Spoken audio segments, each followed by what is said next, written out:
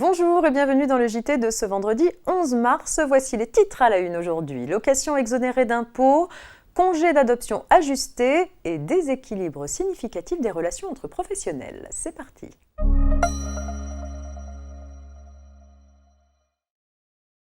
Les personnes qui louent ou sous-louent une partie de leur habitation principale sont, sous deux conditions, exonérées d'impôt sur le revenu sur ceux tirés de cette location. Il faut que les pièces louées constituent la résidence principale du locataire ou sous-locataire en meublé et que le prix de la location soit fixé dans des limites raisonnables. Pour apprécier cette dernière condition, il convient de se référer aux deux plafonds publiés par l'administration fiscale et réévalués chaque année, en deçà desquels le loyer est réputé raisonnable. Pour 2022, les plafonds annuels de loyer par mètre carré de surface habitable, charges non comprises, sont fixés à 192 € en Île-de-France et 142 € dans les autres régions.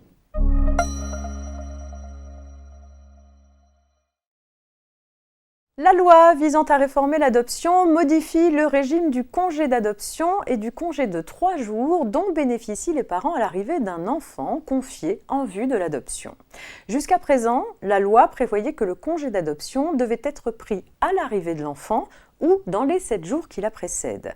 Désormais, le congé devra être pris dans un délai qui sera fixé par décret. Il s'agirait ici d'étendre le délai de prise du congé d'adoption et en particulier d'en permettre un début différé. De plus, le congé pourra désormais être fractionné pour apporter plus de souplesse aux adoptants selon des modalités là aussi à fixer par décret. Le congé continuera de pouvoir être partagé entre les deux parents salariés, à ceci près que la répartition n'impliquera plus que la période la plus courte soit au moins égale à 25 jours. Désormais, le congé réparti ne peut être d'une durée supérieure pour chaque parent à la durée du congé d'adoption prévu pour un seul parent, à savoir 16, 18 ou 22 semaines selon les circonstances. En pratique, la fraction la plus courte pourra donc, le cas échéant, être inférieure à 25 jours. Enfin, concernant le congé de 3 jours ouvrables rémunérés par l'employeur auquel ont droit les parents adoptants, la loi précise désormais que ce congé devra être pris dans un délai qui sera prévu par décret. A priori, ce congé devrait être pris à l'arrivée de l'enfant ou le jour ouvré suivant.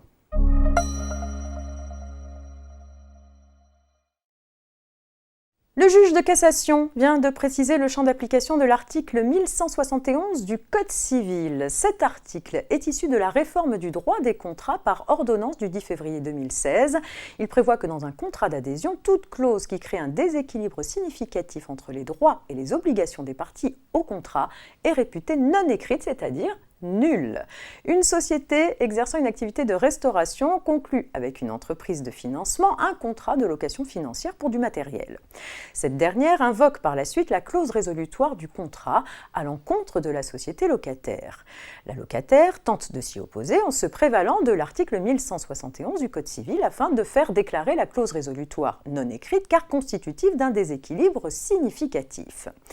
Pour la société de financement, cet article ne s'applique pas dans la mesure où le contrat de location relève du texte spécial régissant le déséquilibre significatif entre commerçants, à savoir l'article L 442-6 du Code de commerce.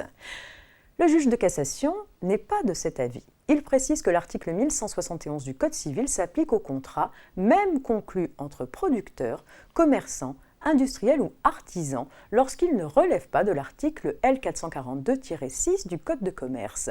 Or, les contrats de location financière contractés par des établissements de crédit et de sociétés de financement ne sont pas soumis à ce texte spécial. Par conséquent, l'article 1171 est bien applicable aux contrats de location financière, objet du litige. C'est la fin de cette semaine de JT préparée par la rédaction de la Revue Fiduciaire. Je vous souhaite à toutes et à tous un très bon week-end. À lundi.